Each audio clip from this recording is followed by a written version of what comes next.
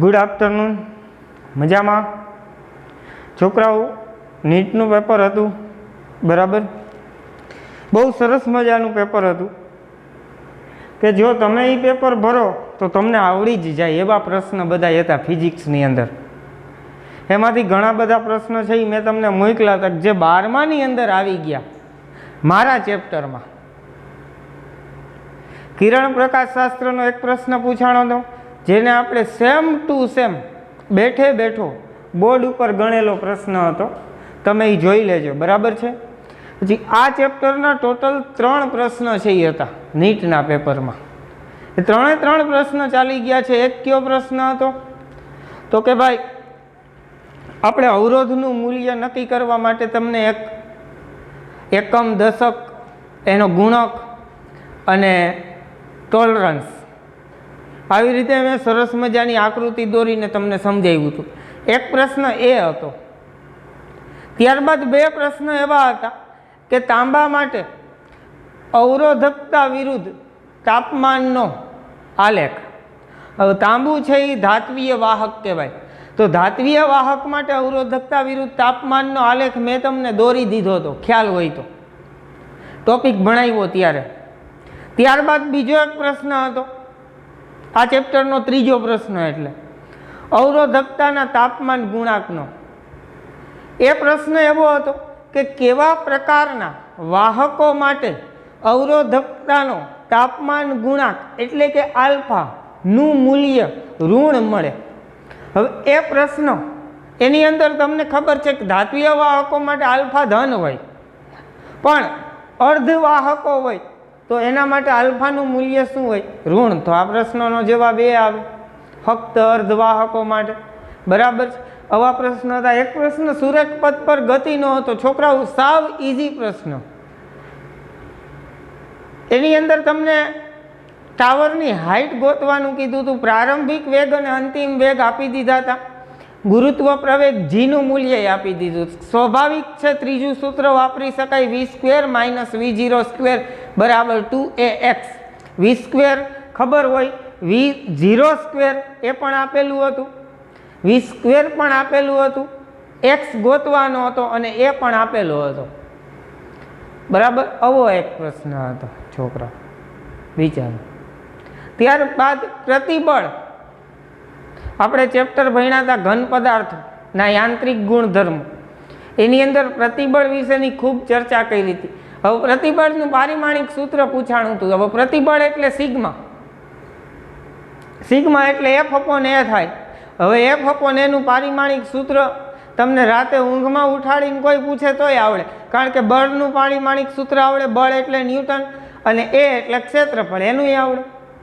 વિચારો પેપર કેટલું ઇઝી હતું, જેમાંથી 80% પ્રશ્ન છે એ બોર્ડ ઉપર થઈ ગયેલા હતા આપણે 11થમાં પણ અને 12થમાં પણ, બરાબર? તો નીટ એ કોઈ અઘરું વસ્તુ નથી. તમારી ટેક્સ્ટ બુક તમને આવડે એટલે નીટ આવડે. નીટ માટે કોઈ અલગ ભણવાની જરૂર નથી, માત્ર MCQની પ્રેક્ટિસ કરવાની છે, જે તમે હજુ પુષ્કળ કરતા નથી. મેં તમને પ્રશ્ન મોકલા હોય પણ હરામ છે કોઈએ મને એવું પૂછ્યું હોય કે સાહેબ આ MCQ થયો નથી, એ તમે બોર્ડ ઉપર કરાવજો ને. એકય પ્રશ્ન પૂછ્યો એવો? 2 5 ને બાદ કરતા લગભગ બધાય કાંઈ કરતા જ નથી. હવે કાંઈ કરશો જ નહીં તો નહીં થાય. બાકી પેપર બહુ ઇઝી હોય, આવડી જ જાય એવું પેપર હોય. થોડુંક તમારે મહેનત કરવાની હોય, એ તમે કરતા નથી. થોડીક જ. નીટ કોઈ એક્સ્ટ્રા ઓર્ડિનરી વસ્તુ નથી તમને ન આવડે, કારણ કે મોસ્ટ ઓફ પ્રશ્ન અહીંયા બોર્ડ ઉપર થઈ ગયેલા હતા એવા હતા કે કોઈ અલગ થિયરીનો પ્રશ્ન પૂછાણો હોય જેના શબ્દ તમે જાણતા ન હોય એવો એક પ્રશ્ન છોકરાઓ. એક એટલે એક પ્રશ્ન એવો નહોતો. પછી એક પ્રશ્ન ગુરુત્વાકર્ષણ બળનો પૂછાણો હતો. બેઠે બેઠો પ્રશ્ન મેં તમને બોર્ડ ઉપર ગણાવેલો હતો, તમારા ચોપડામાં જોઈ લેજો, એવો પ્રશ્ન હતો, બરાબર? તો હવે તમે અહીંયા ધ્યાન આપજો. આપણે આગળ વધીએ થિયરીમાં. લાસ્ટ લેક્ચરમાં કિર્ચોફનો બીજો નિયમ આપણે ભણી ગયા. હવે એના આધારે હું તમને આજે દાખલાઓ ગણાવવા જાઉં છું, બરાબર છે? ઉદાહરણનો એક દાખલો છે, ઉદાહરણ 3.6 દરેક 1 ઓહમના એવા 12 અવરોધોથી સમઘન નેટવર્કના વિકર્ણના સામસામે આવેલા શિરોબિંદુઓ વચ્ચે અવગણી શકાય તેવો આંતરિક અવરોધ ધરાવતી 10 વોલ્ટની બેટરી જોડેલ છે. ઓકે, નેટવર્કનો સમતુલ્ય અવરોધ અને સમઘનની દરેક ભુજામાંથી પસાર થતો પ્રવાહ શોધો. ઓકે, જોવો અહીંયા સમઘન કીધો છે. વિચારી લ્યો કે આ બોક્સ છે એ સમઘન છે, એટલે કે દરેક બાજુઓની લંબાઈ સમાન છે. હવે કેટલી બાજુઓ ટોટલ હોય ગણજો. અહીંયા જુઓ કેટલી બાજુ દેખાય, 1 2 3 4. રેડી? હવે આ બાજુ આ 4 વહી ગઈ, એટલે આ બાજુ હવે ન ગણતા. 1 2 અને 3 કેટલી થઈ? 4 ને 3 7. હવે આ જુઓ 8 9 10 11 અને 12. આ બે ન ગણાય. પૂરું. કેટલી બાજુઓ થઈ? 12 બાજુઓ થઈ ટોટલ સમઘનની. સમજાઈ ગયું? હવે આમ ગણશો તોય આવી જશે ને, આ ચારેય આવી જશે. જોતા જાઓ, 1 2 3 4 બાજુઓ થયા. હવે હાલો નીચેની 4, આ કેટલી? 4. એમાંથી આ ન ગણાય, કારણ કે નીચે ગણી લીધી તમે. 1 2 ને 3 કેટલી થઈ? 4 ને 3 7. હવે આ બાજુ જુઓ, આ બાજુ કેટલી થઈ? 1 2 ને 3 7 ને 3 10. હવે જુઓ આ બાજુ નીચેની બાજુ ગણાઈ ગઈ, એટલે આ બે બાજુઓ ગણાઈ ગઈ. હવેથી કઈ? એક આ ને એક આ. 10 ને 2 12 બાજુઓ હોય સમઘન. સમઘનના વિકર્ણો વચ્ચે એક બેટરી જોડેલ છે. વિકર્ણ એટલે જુઓ આ વિકર્ણ થયો, અથવા તો આ અહીંયા આંગળીઓ અડાડી તો આ પણ શું થયો? વિકર્ણ થયો. એવી જ રીતે અહીંયા 2 આંગળીઓ અડાડી તો આ 2 આંગળીઓ વચ્ચેનું અંતર એને શું કહેવાય? વિકર્ણ. એવી રીતે અહીંયા 2 આંગળીઓ અડાડી તો આને શું કહેવાય? વિકર્ણ. રેડી? વિકર્ણ. હવે હું અહીંયા બોર્ડ ઉપર સમઘન દોરું છું. હવે કોઈ પણ તમે વિકર્ણ પસંદ કરી શકો, અને 12 બાજુઓનો અવરોધ છે એ સમાન છે. કેટલો આપ્યો તો કે 1 ઓહમ.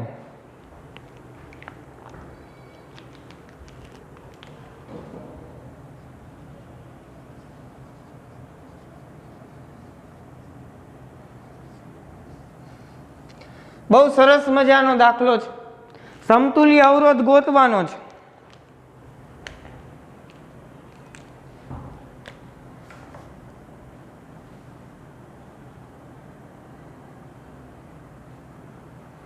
સમઘન કેવી રીતે બનાવવું આવડવું જોઈએ.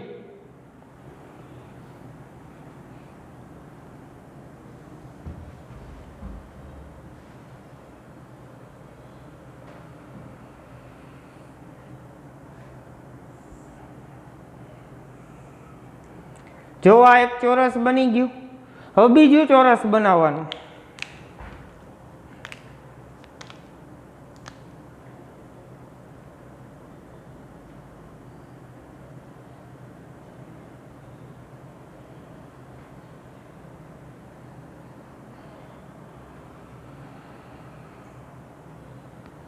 જેટલું ઉપર બહાર રાખ્યું એટલું અહીં અંદર નહીં પહોંચાડવાનું.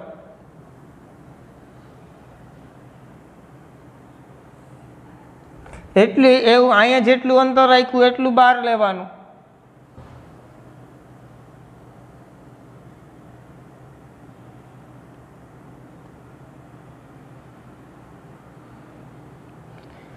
બની ગયા 2 ચોરસ. હવે દરેક ખૂણાઓને જોડી દો એટલે સમઘન તૈયાર.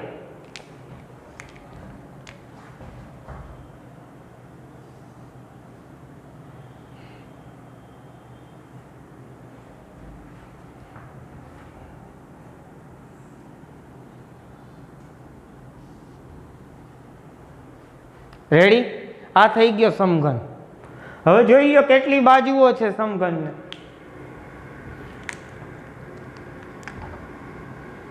1 2 3 4 રેડી। આને કહી દો 5, આ 6, આ 7, આ 8, હવે આ 9 10, આ 11 અને આ 12 થઈ ગઈ 12 બાજુઓ। હવે 12 નો અવરોધ આપને આપ્યો છે ને કેટલો આપ્યો છે તો કે 1 ઓહમ।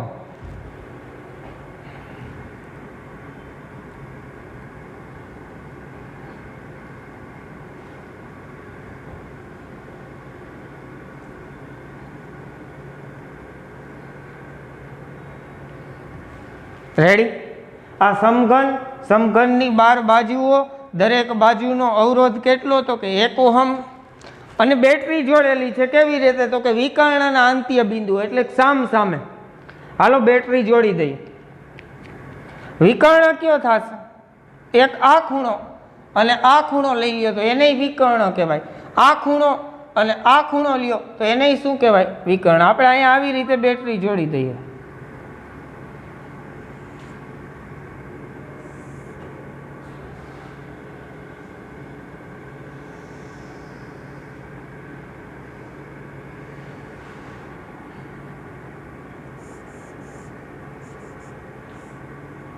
દસ વોલ્ટની બેટરી આપી છે।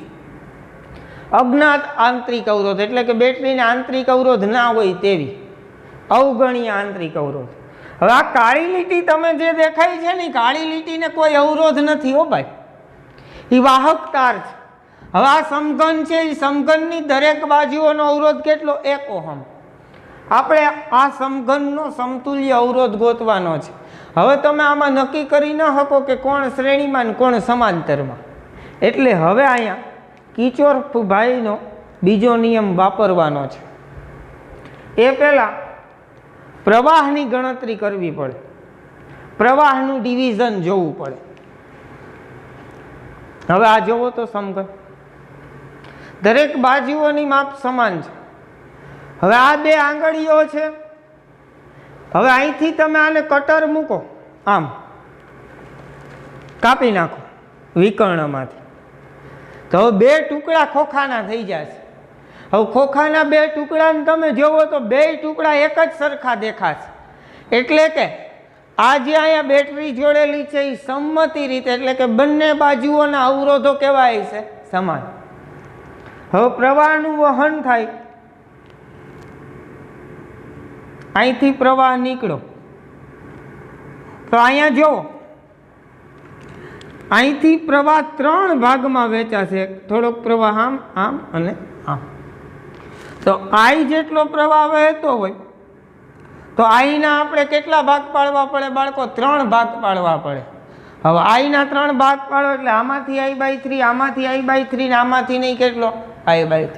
એના કરતાં તમને સરળતા રહે એના માટે હું એમ કરી દઉં તો કે બેટરીમાંથી વહેતો પ્રવાહ 3I જેટલો છે। હવે જો 3I જેટલો પ્રવાહ છે તો પ્રવાહના 3 ભાગ પડ્યા,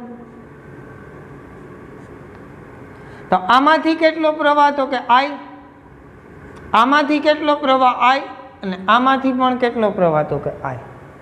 હવે આગળ હાલો, અહીંથી ઉપર ગયા, હવે આ બિંદુ પાસે પહોંચ્યા ભાઈ, જોજો આ બિંદુ પાસે પાછા ભાગ પડ્યા, કેટલા ભાગ પડ્યા? 2। કેના 2 ભાગ પડ્યા તો કે I ના,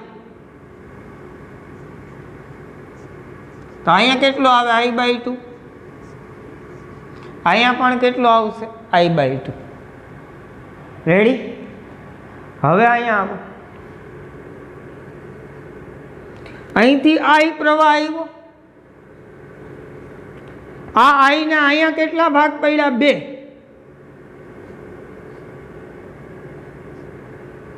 અહીંથી વહેતો પ્રવાહ કેટલો? I/2।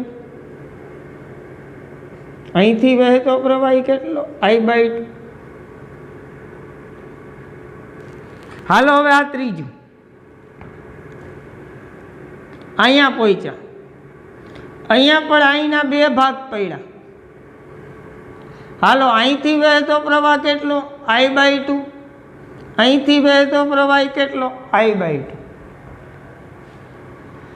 એટલું થઈ ગયું. હવે થોડાક પાછા આગળ હાલો, અહીંથી જુઓ આ બિંદુ પાસે. હા, અહીંથી વહેતો પ્રવાહ આપણે કહેવાનો છે કે અહીંયા કેટલો પ્રવાહ વહે. અહીંથી આમ ઉપર ગયો પ્રવાહ, અહીંથી આમ ગયો. અહીંયા બે પ્રવાહો શું થયા? ભેગા થયા. હાલો, ભેગા થયા. I/2 અહીંથી, I/2 અહીંથી. તો I/2 પ્લસ I/2 એટલે અહીંયા ફરીથી કેટલો પ્રવાહ થઈ ગયો? તો કે I. આ હું કિર્ચોફનો કયો નિયમ વાપરું છું ખબર છે તમને? જંકશન પાસે ભેગા મળતા વિદ્યુત પ્રવાહોનો બેઝિક સરવાળો શૂન્ય હોય છે. એટલે કે જ્યાં બે કરતાં વધારે વાહકો ભેગા થતા હોય એ દરેકને જંકશન કહેવાય. તો અહીં જંકશન થયું, તો અહીંથી જંકશનમાંથી 3I અંદર ગયો તો 3I શું થાય? બહાર નીકળશે. આમાંથી આમાંથી આમાંથી. આ કિર્ચોફનો પહેલો નિયમ આપણે વાપરીએ છીએ. હાલો, અહીંથી I/2 આવ્યો, અહીંથી I/2 આવ્યો. આ બે ભેગા થયા, અહીંથી આમ ગયો. કેટલો પ્રવાહ ગયો? તો કે I. હાલો, હજી આગળ અહીંથી વહેતો પ્રવાહ તો I/2 હતો.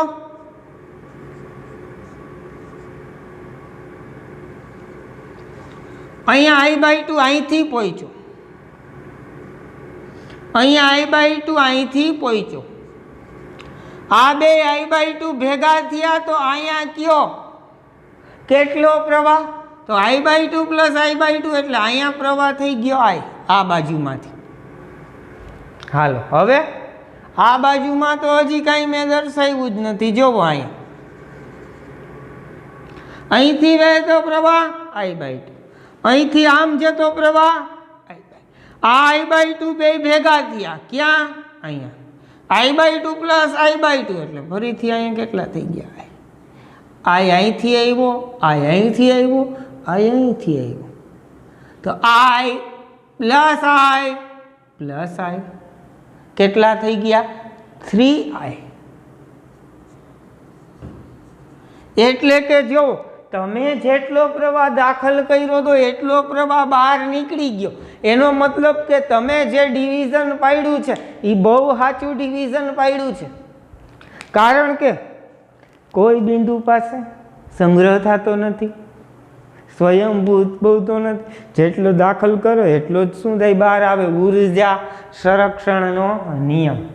હાલ, એટલું તો થઈ ગયું. હવે તમારે ભાઈ ગોતવાનું છે શું?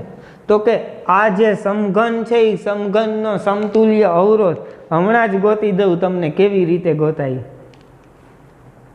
હવે હું નામ નિર્દેશન આપું છું, જરાક જોજો. આને કહી દઉં A, B, C, D. Ready? A, B, C, D અંદરનું ચોરસ. હવે બહારના ચોરસ E, F, G, H. A, B, C, D, E, F, G, H થઈ ગયા.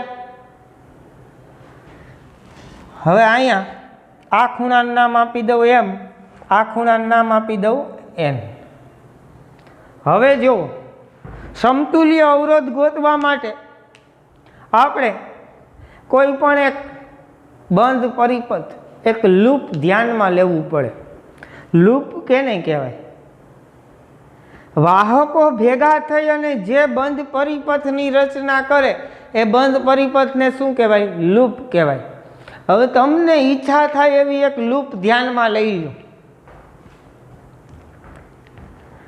એથી ચાલુ કરો, ફરીથી પાછા લૂપમાં તૈયાર થઈને એ પહોંચવાનું છે. એવી લૂપ એક જોવાની છે. અહીંયા લખું છું બંધ પરિપથ. હવે ધ્યાનમાં કયો લેવો છે એનું નામ લખવું પડશે. એથી ઉપડો, હેલું પડે એવું કરી. હાલો, ફરીથી પાછું એ પહોંચવાનું છે. એથી ચાલુ કરો. A, D, H, G. જોવો ક્યાંથી ઉપડા? A, D, H, G, M, N, A. ખ્યાલ પડ્યો? કયો બંધ પરિપથ ધ્યાનમાં લીધો? A D H G M N A માં કિર્ચોફનો બીજો નિયમ વાપરતા. હાલો, હવે કિર્ચોફના બીજા નિયમની ઉપયોગિતા આવી આપણી સામે. કેવી રીતે વાપરવો એ મેં તમને છેલ્લે 2 હોટ ટોપિક લખાવ્યા હતા, યાદ કરો. મુસાફરીની દિશા અને પ્રવાહની દિશા સમાન હોય તો આ યાર ઋણ લેવું, હા કે ના? મુસાફરીની દિશા અને પ્રવાહની દિશા પરસ્પર વિરુદ્ધ હોય તો આ યાર ધન લેવું. બીજો નિયમ શું હતો? જમણી બાજુ લખતી વખતે મુસાફરી દરમિયાન બેટરીનો ધન છેડો આડો આવે તો ધન લખવાનું, ઋણ છેડો આડો આવે તો ઋણ લખવાનું. રેડી? હાલો, થઈ જાવ તૈયાર મુસાફરી કરવા માટે. આપણે સમઘડી દિશામાં હાલીએ, અહીંથી આમ જઈએ ને આમ આવીએ.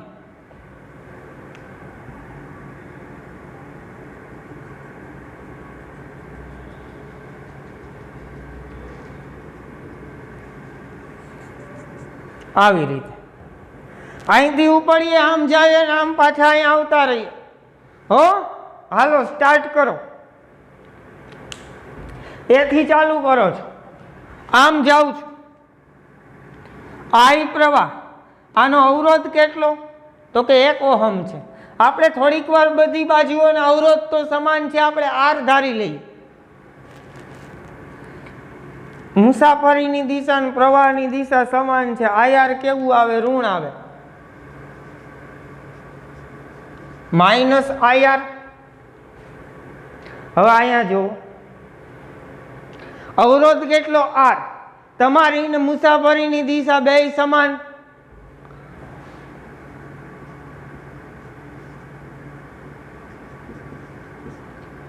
પ્રવાહ ને એને ગુણ્યા અવરોધ. પ્રવાહ કેટલો? તો કે I/2. અવરોધ કેટલો? તો કે આર.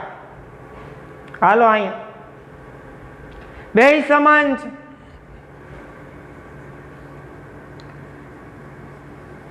Minus R. હાલો, હવે તો કે અહીંયા તો અવરોધ છે જ નહીં. કે હવે બેટરી આવી, બેટરીને તો બરાબરની ઓલી બાજુ લખશો. મુસાફરી દરમિયાન બેટરીનો ઋણ છેડો આડો આવે તો ઋણ નિશાની લખવાની, ધન છેડો આડો આવે તો ધન નિશાની. હાલો, તમે આમ મુસાફરી કરતા હતા, કયો છેડો આડો આવ્યો?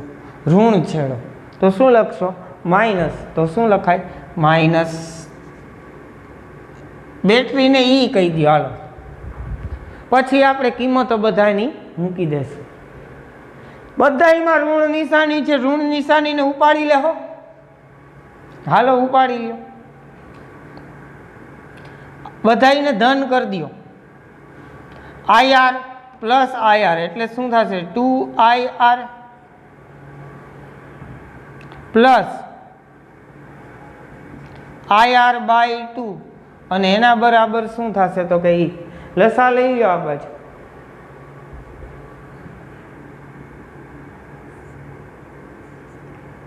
બે લસા લઈ લો. અહીંયા ગુણો કેટલા થશે? 2 દુ ને 4 IR પ્લસ IR.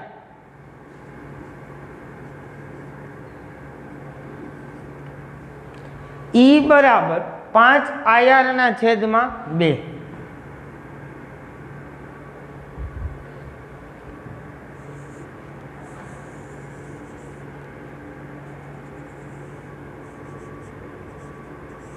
સમીકરણ 1 કહી દો.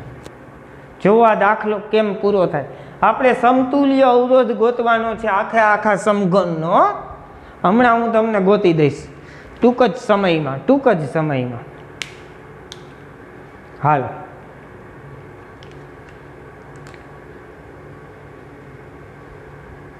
હવે અહીંયા આવી જાઓ. ધારો કે સમઘનનો સમતુલ્ય અવરોધ આર ડેશ હોય તો આખા સમઘનનો અવરોધ કેટલો? તો કે આર ડેશ. હવે અહીંયા આર ડેશ લખી નાખો. આ એક જ અવરોધ, એ એક અવરોધ શું છે? તો કે આખા સમઘનનો અવરોધ સમતુલ્ય. તો આની સાથે મારે એક બેટરી જોડવી પડે. હાલો આ બેટરી જોડી દીધી. ઈ કહી દઉં બેટરીનું નામ. અને આ પરિપથમાંથી વહેતો પ્રવાહ કેટલો છે? 3I. હાલો તો મને કહી દો ઈ બરાબર શું થાય? ઈ બરાબર પ્રવાહનું સૂત્ર આવડે? આઈ બરાબર શું થાય? આઈ એટલે V/R. તો આઈ બરાબર E/R પણ લખી શકો. તો ઈ બરાબર, હવે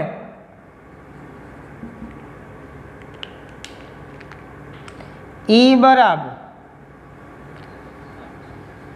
અથવા તો અહીંયા લખાય કે પ્રવાહ એટલે પ્રવાહ કેટલો છે? તો કે 3I. અને 3I બરાબર શું થાય છે? તો કે V/R. V ની જગ્યાએ આપણે અહીંયા ઈ લખ્યું તો E/R ડેશ લખી શકાય. તેથી ઈ બરાબર, હાલો ઈ બરાબર શું થશે? 3IR dash. ઈ બરાબર શું થાય? 3IR dash. આને કહી દો સમીકરણ 2. શું કહી દો? સમીકરણ 2. હવે આ દાખલો પૂરો જ થઈ ગયો આખો. એક સમીકરણ આ મળ્યું, એક સમીકરણ આ મળ્યું. એમાં અહીંયા ઈ છે, આમાં અહીંયા ઈ છે. અહીંયા 3I શું કામ લખ્યા? તો કે પરિપથમાંથી વહેતો પ્રવાહ 3I હતો. જોઈ લ્યો. રેડી? એટલે અહીંયા શું લખ્યા? 3I.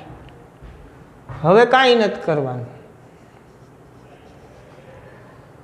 સમીકરણ 1 અને 2 ને સરખાવતા.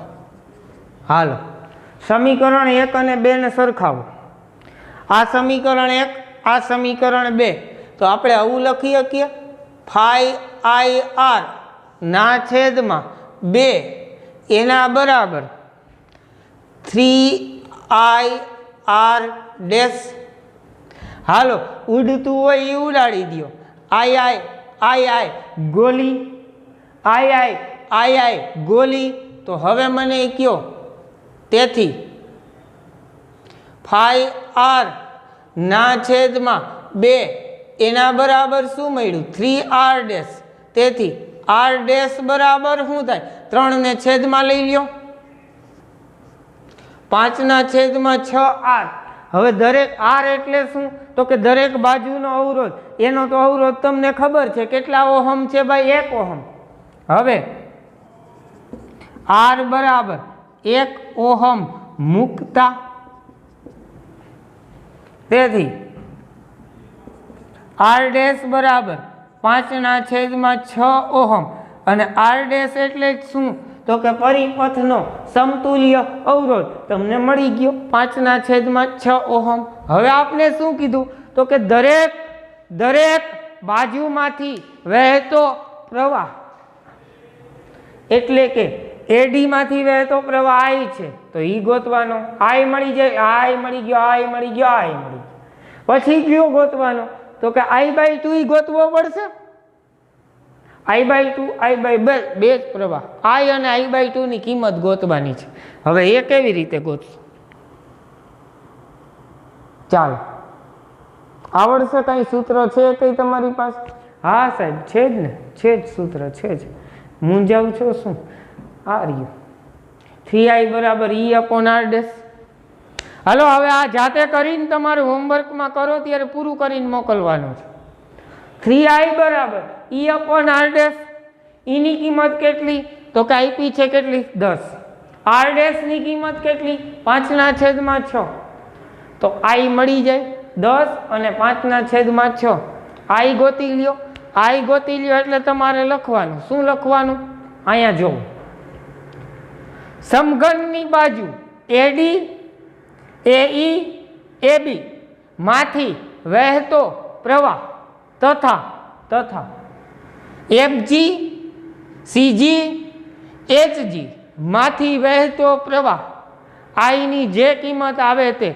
હવે આઈની કિંમત છોકરાઓ લગભગ 4 એમ્પિયર આવશે. બરાબર છે? કેટલી આવશે? 4 એમ્પિયર તમે અહીંથી શોધી શકશો. હવે આઈની કિંમત મળી ગઈ, એટલું લખાઈ ગયું. ત્યારબાદ તથા EH EF પછી BC BF પછી કઈ આવી DC DH. આવી 6 બાજુઓ થઈ. એમાંથી વહેતો પ્રવાહ કેટલો? તો કે I/2. I/2 એટલે કેટલા? તો કે I/2 એમ્પિયર પ્રવાહ વહેશે. એટલું તમારે લખવાનું છે છેલ્લે. બરાબર? ચાલો, સમતુલ્ય અવરોધ મળી ગયો. આવા સમઘનવાળા હજી 2 દાખલાઓ છે મારી પાસે, પણ આપણી ટેક્સ્ટ બુકમાં નથી. હું તમને હોમવર્કમાં ગણવા આપીશ. બરાબર? જાતે ગણવાના છે. ચાલો, ફરીથી આવતા લેક્ચરમાં એક જ દાખલો થશે. હવે એવા જ દાખલાઓ છે જે એક લેક્ચરમાં એક દાખલો થશે.